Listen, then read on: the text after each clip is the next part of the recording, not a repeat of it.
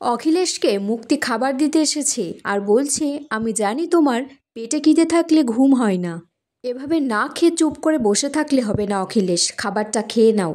অখিলেশ বলছে ও সব কিছু গুছিয়ে নিয়ে গিয়ে কম্পাসের ঘরে থাকছে। শুনেছো এটা?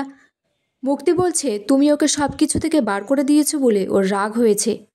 মুক্তি বলছে তুমি যতই ওকে সব কিছু থেকে বার করে দাও আর সেখানে আমাকে বসাই, ও কিন্তু কিছুতেই আমাকে কাজ করতে দেবে না ঠিকঠাকভাবে।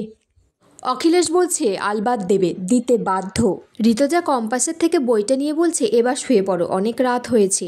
কম্পাস বলছে মা, আমার এই বাড়িতে থাকা নিয়ে তোমাদের মধ্যে অনেক সমস্যা হয়েছে না? কম্পাস বলছে মা, তুমি আমাকে অনেক ভালোবাসা দিয়েছো, বৌমার মর্যাদা দিয়েছো, কিন্তু এই বাড়িতে এসে এত অশান্তি কিন্তু আমি চাইনি। কিন্তু আজকে মনে হচ্ছে আমি এই বাড়িতে না এলে তোমার সাথে হয়তো এটা নাও হতে পারতো। ঋতুজা বলছে এবার শুয়ে পড়, অনেক রাত হয়েছে। অখিলেশ বলছে অনেক কিছু অ্যাচিভ করার আছে আমার, এই সুবর্ণ সুযোগ আমি কিছুতেই হাতছাড়া করতে পারবো না। মুক্তি তারপর অখিলেশকে নিজে হাতে খাইয়ে দেয়। ঋতুজা বলছে তুই না এলেও আজকে আমার জীবনে এই দিনটা আসতো, অখিলেশ আমাকে কথা শোনাতো।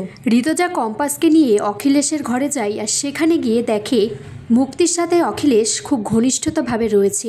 ঋতুজা কম্পাস সেটা দেখে তো অবাক।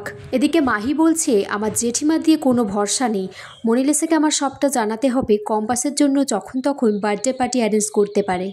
বিহান সেখানে এসে ঋতুজাকে বলে মা, তুমি বাবার ঘরের সামনে কি করছো? বাবা কি তোমাকে আবার বকেছে?